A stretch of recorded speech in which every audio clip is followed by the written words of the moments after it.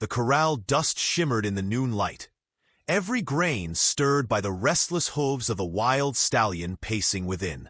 His coat, dark as storm clouds with streaks of white across the chest, gleamed with sweat. He had been brought down from the high country weeks ago, and since then no hand had managed to lay a claim on him. His eyes blazed with the kind of fury that could not be whipped out, only watched with awe and fear. The town had gathered, drawn by rumor as much as spectacle, each hoping today would be the day someone proved stronger than the wild. One after another, wranglers stepped into the pen. Men with broad shoulders, ropes coiled in sun-browned hands, hats pulled low. Each tried his turn. Some rushed with confidence, others with caution, but all met the same end. The stallion struck like lightning, rearing, lashing out, scattering dust and pride alike. Ropes slipped useless from wrists, spurs clattered against rails, and curses mingled with jeers from the crowd. A legend formed in the failure. Not even the best among them could bend this creature to saddle or rein. By the far fence, half hidden in the press of bodies, a boy watched. His frame was slight, too young for work, too quiet for notice. He leaned against the splintered rail, chin tucked down, eyes fixed not on the wranglers, but on the stallion himself. The boy's gaze held no hunger for conquest. What stirred in him was something else, something softer, but no less fierce. Every toss of the stallion's mane, every flare of its nostrils seemed to echo inside his chest like a voice only he could hear. The crowd's noise rolled around him. Laughter at failure, wagers placed with careless coins, mocking calls for the next fool to step in. None of it touched him. His focus never wavered from the horse. For a moment, it was as though the two were cut away from the world, a circle drawn only around them. The boy's lips parted as if to speak, but no words came.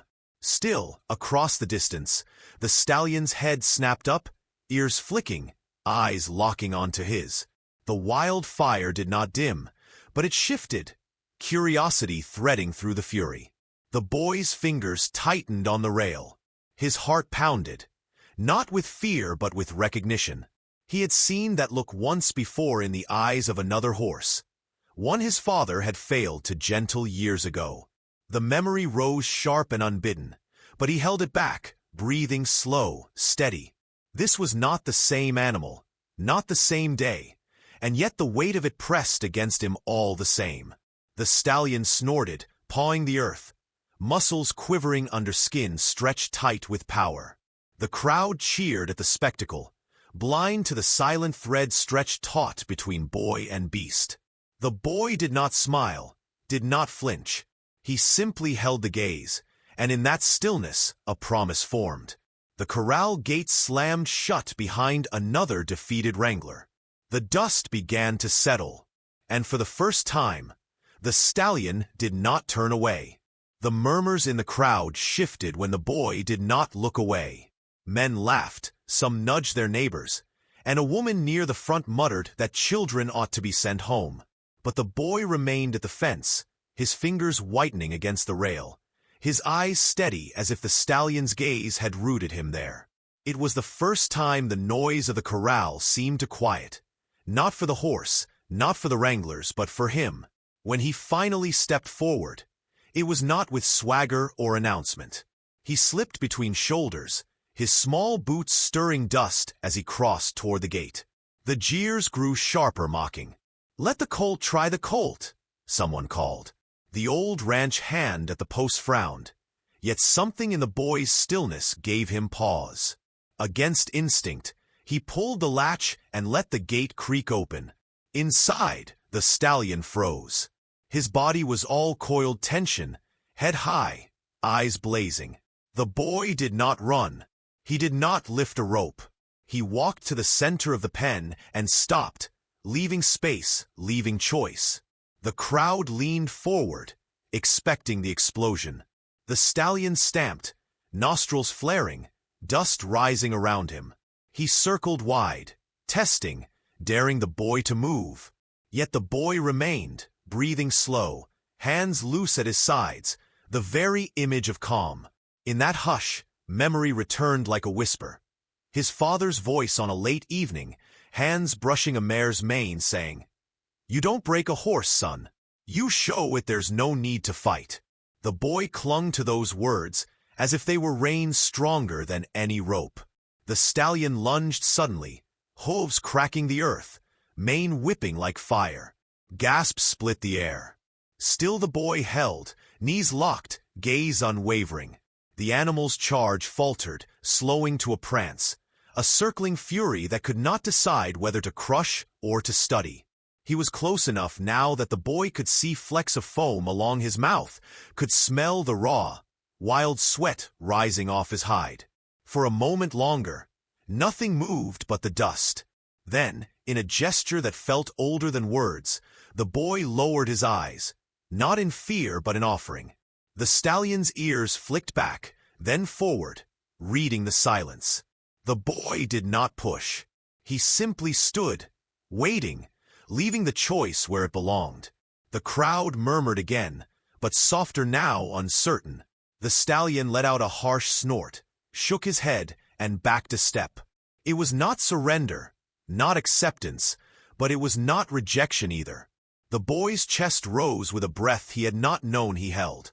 He lifted his gaze once more, and the stallion did not look away. The old ranch hand leaned on the rail, eyes narrowing, as if he had seen the first thread of something fragile yet unbreakable take form. The boy had not won, but neither had he lost. The boy returned at dawn the next day, when the town still slept and only the crickets held sway over the silence. The corral loomed pale in the early light, the stallion inside shifting restlessly as though even the night could not grant him ease. The boy carried nothing but a small bucket of water and a brush borrowed from the tack shed. He placed both near the fence and sat down in the dirt, drawing his knees close, waiting. The stallion watched him with wary eyes, ears flicking, muscles tense. Every shift of his weight sent ripples across his flanks, as though the thought of stillness itself was foreign. The boy did not call or coax. He simply remained, shoulders loose, gaze steady but not demanding. Hours seemed to pass in the hush of morning, broken only by the sound of the stallion's snorts and the occasional scrape of his hooves against packed earth. At last, curiosity overcame suspicion. The stallion edged closer, neck arched, nostrils flaring toward the bucket. The boy did not move. He allowed the horse to drink, the sound of water lapping carrying like a hymn. When the bucket was empty, the stallion lifted his head, eyes bright, and for a moment their gazes locked again. Something unspoken passed between them, a recognition that neither was enemy to the other.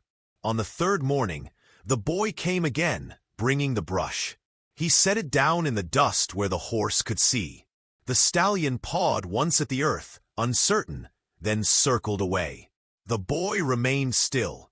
By dusk, the horse had drawn near enough that the boy could reach out. His hand hovered inches from the shining coat, trembling, before he withdrew. Not yet. Trust, he remembered, could not be rushed. An old ranch hand spotted him one evening and lingered by the fence.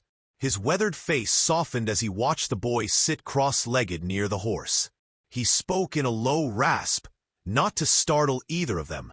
Patience like that breaks more walls than any rope. The boy glanced up, but the man offered no more advice. He simply nodded, tipping his hat, and left him to his work.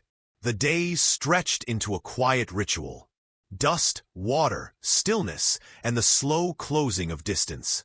The stallion no longer paced with rage when the boy entered. He lingered instead, ears flicking forward, as if measuring the strange human who asked nothing of him. One evening, a storm split the sky, rain hammering down, thunder rattling the ground.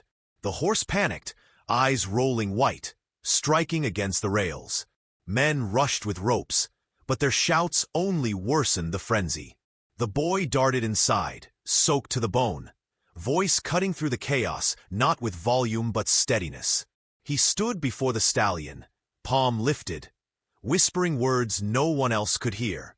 The wild eyes steadied, breath slowing until the great body sagged against the rain. The storm raged on, but in that pen, calm held. Word spread quickly after the storm. By the week's end, the whole town gathered again at the corral, drawn by the promise of a spectacle they scarcely believed. Wranglers who had failed before leaned on the rails, arms crossed, their pride pricked raw by whispers that a boy had done what they could not.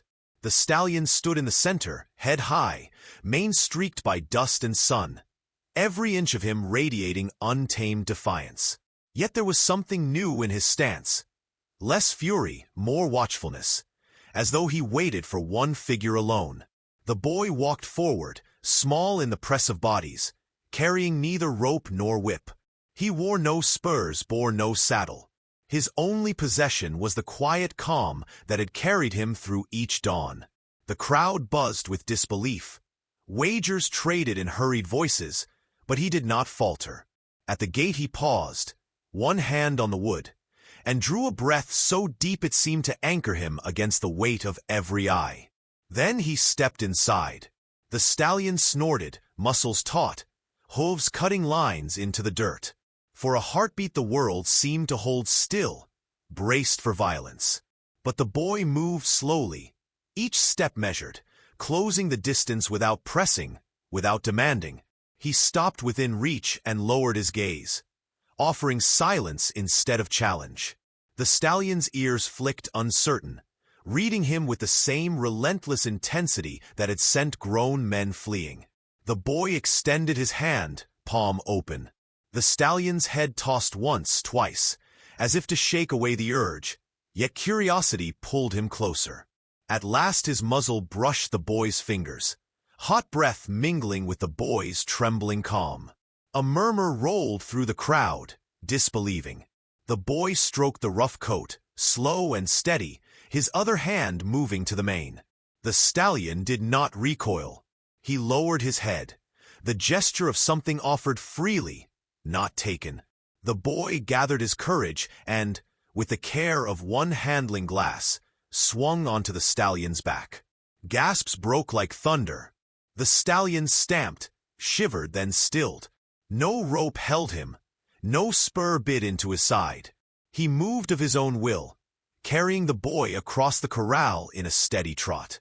The sound of hooves echoed like a drumbeat of triumph, louder than the roar of the crowd that rose around them. When they came to rest, the boy slid down, his face pale but his eyes alight with wonder. The stallion remained beside him, unbound, unmoving, as though he had chosen his rider. The old ranch hand, leaning on the fence, whispered words that cut through the noise. He wasn't broken. He was found. The boy reached up once more, hand resting against the great horse's neck. In that stillness, with the town silent and the dust settling, it was clear the battle had never been about control. It had always been about trust.